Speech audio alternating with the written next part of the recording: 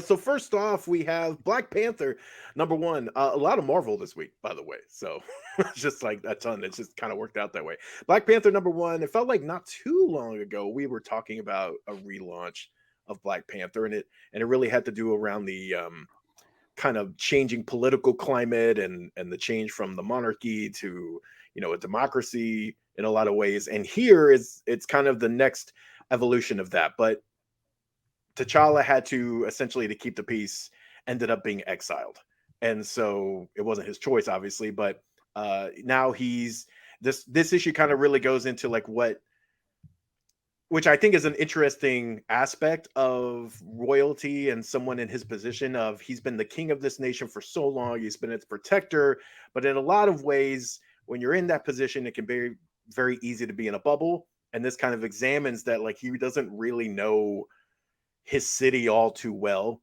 He doesn't know the cities that are in his nation, and he doesn't also know the people. And it's he has a very broad sense of it, but he doesn't have a very kind of meticulous sense of it. And so this kind of dives into that and him kind of really getting reacquainted with that, with not being in this position of power anymore, but still wanting to be a protector. So I thought it actually, as someone who's read a couple of Black Panther relaunches and big narrative starts, this one grabbed me. A lot of it has to do with some new characters that really show up, especially one, Niobe, I believe, is kind of the main other character here that it looks like T'Challa is going to be able to confide in. And so there's a lot going on there, but I thought it was compelling stuff. Like it's kind of the first time in a minute where I will probably continue on really wanting to jump back into Black Panther in the comics after a minute. Because it always, for a while there, it felt kind of, there was so many big arcs going on that it felt kind of like hard to just jump in the middle of if you weren't keeping track for a while. What did you guys think?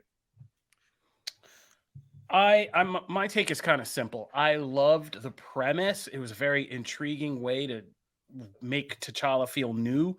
I didn't love the execution in this first issue. I thought it was heavy, talky, For sure. kind of still kind of comic booky, like 90s comic booky in a way. I don't know if it's just the artwork or just a presentation or just the way it's structured, but I felt that was at odds with what could have been the best. Like I would have liked to see this as kind of more like, you remember when we did Future State in Batman, the Detective Comics, or Dark Detective, Batman, that story premise where like Batman lost everything and he was operating as just a normal dude, like living in a tenant apartment with some other roommate and things like that, some old guy.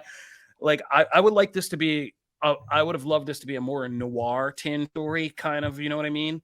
Like guy going through battles of city, like fallen king, like now seeing the city from this kind of different perspective. And I would have liked it to be more focused on him, like in his perceptions, his inner monologue, because those are the parts I liked. Those are the parts, and I guess it was an uneven book because the T'Challa parts, I was like, yeah, this is interesting. Like every one of those little black thought bubbles of his thoughts and monologue, I was like, yeah, it is interesting to read his observations and kind of ruminations on himself, Wakanda, his position in it, realizing what he doesn't know from, like you said, his position of power. That stuff is really interesting. Keeping track of some of the extensive, larger cast of characters and like where we are, and like you said, so even the reference, like the chick in the white suit, is a little bit harder. It's a little dense, but I like the core premise. Yeah, Connor. I dug it. I have not read Black Panther with any consistency since the Coates days, and I know it's a little ways back. So jumping into this, not only knowing a bit about where his status quo was from the Avengers issue we read a couple weeks back, to see him in this situation where he's kind of Batman right now. He's in one city. He's doing the vigilante thing. He's completely detached from the political climate in Wakanda. But he's also kind of keeping his ear to the ground as to how the people are reacting to this sudden change. I loved his interaction with the lawyer. I love that he tailed him and kind of gradually pieced together, like, no, this is a good guy. And this is somebody that, whether he's my guy in the chair or he's the front-facing guy for what I'm trying to do behind the scenes, his realization of just how disconnected he is with his people. And I love how they keep pointing out it's a city named after his dad. Yeah. and he is a complete stranger in it. I love that. Is it a little overwritten? Yes, it's very dialogue heavy. The ending with the gal, I was kind of like, am I supposed to know who you are? That's how I felt. I was like, I was like, uh-oh, I'm failing the test here.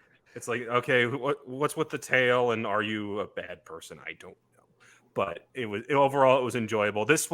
I found myself about like 2/3 the way through. I'm like, oh, I'm actually really into all these conversations. I want to keep up with this and see where it goes.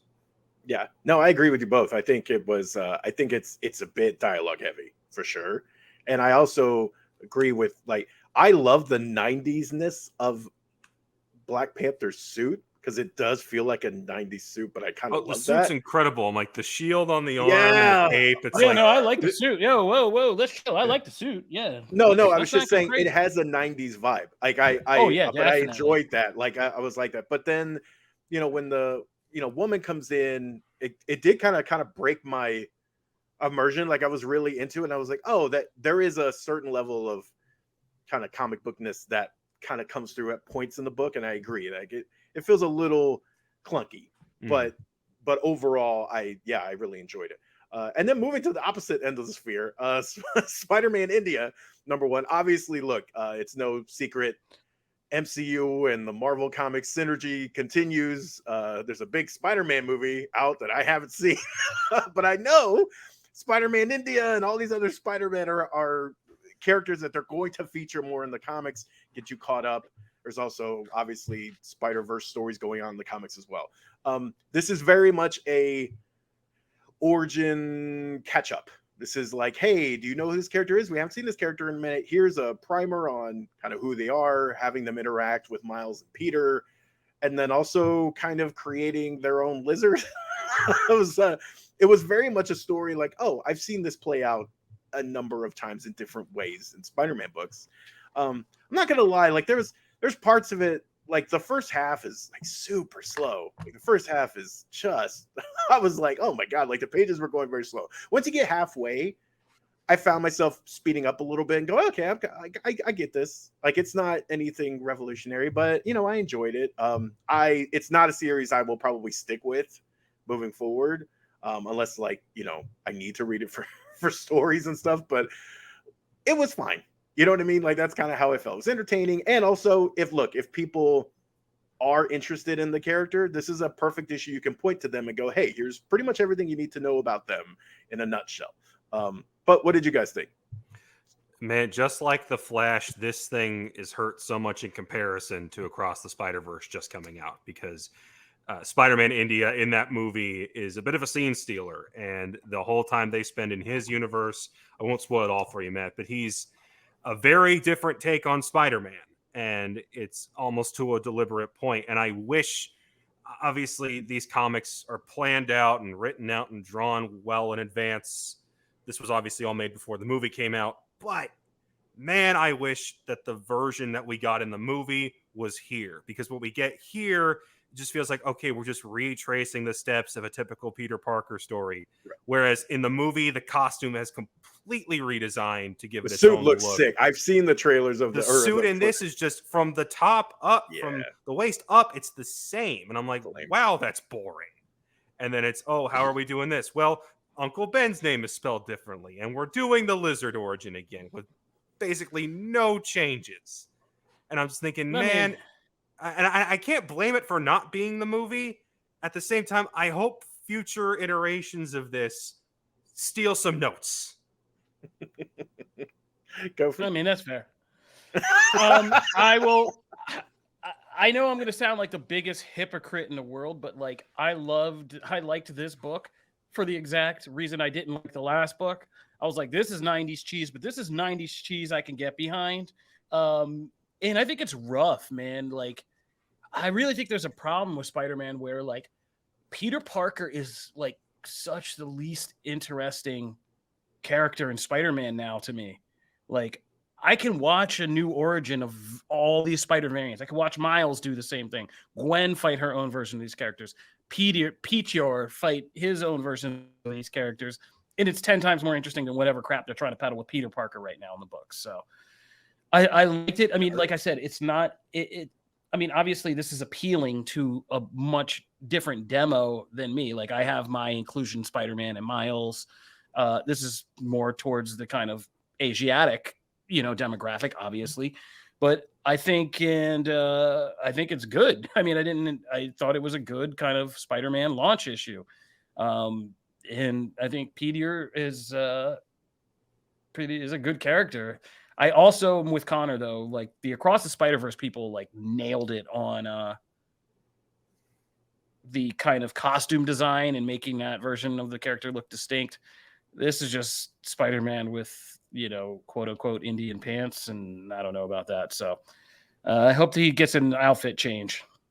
I was bummed when I saw the cover because I've seen the design from the movie and that looks sick. Like it looks awesome. And then I saw this and I'm like, really? We couldn't change it? We couldn't update it? Like that probably is suffering from being in the pipeline. That probably is what that is. I would imagine maybe even in the middle of this, like who knows? But at some point down the line, we'll get that crossover. And there is, as Andrew pointed out, and Kofi too, there is a little bit of Peter Parker burnout. I agree. I do feel like that character is just, I don't know. There's just something needs to happen with that. If you want a good Peter Parker story, go play the PS4 game. That's true. Because they actually aged him up. God forbid. True. That's another thing. So moving on, Janelle, thinking about you here. I was going to talk about this. Quick tease. Captain Marvel number 50 obviously came out as the finale to this series. But on the Comic Book Nation YouTube channel next week, we will have a interview with writer Kelly Thompson talking all about the series, all about the issue, and also Black Clove, Birds of Prey, slipping in some stuff there. So lots of stuff to learn from that. So make sure to tune in for that next week. And I brought up Janelle because I was so excited about the things we talked about on the show and things like that, and really her embracing of the character and stuff. 50 is, very much a full circle, bringing a lot of different threads together, a lot of different character arcs and stuff together. And is just a wonderful kind of not celebration of the character, because there is that, but there's a lot of like emotional stuff that's been happening over the past few issues that is still dealt with, but you get a lot of like great character moments with the supporting cast, which has been so incredibly important throughout the whole series. There's great Rogue, kind of that payoff kind of happened in previous issues. But here, obviously the Marvels kind of reunion has been, advertised and stuff, but there's so many other instances that are just delightful. So this was a emotional kind of closure to a great run, one of my favorite Captain Marvel runs, period. And great, absolutely fantastic. So excited to see what's next. And ironically, earlier this morning, Marvel announced what is next for Captain Marvel, which will be a new series by Alyssa Wong and Jan Bazaldua. So that new series will happen later this year. So there you go. Big news. Moving into recommendations real quick. We had some other big issues hit. Green Lantern number 2. I talked a lot about that. The first issue. And it did so much for Hal Jordan, and Kilowog is here. And again, having Kilowog in this book and some of the conversations that happen with Hal is just magic. Something is Killing the Children, Volume 6. I have continued to talk about this series. I'm so happy it's getting a TV series. This has all the potential in the world to be a huge franchise. And again, the Erica Slaughter story just continues to be one of the best stuff in comics. So if you haven't checked it out, you definitely should.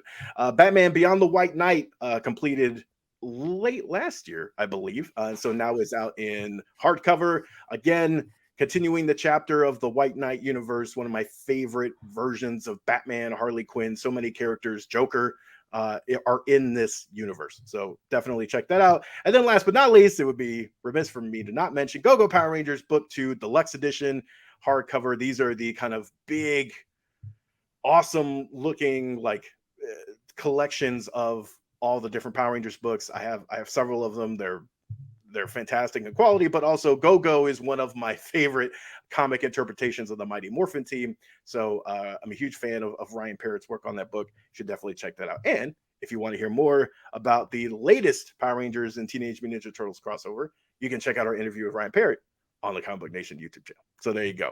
Pluggy. That is comics.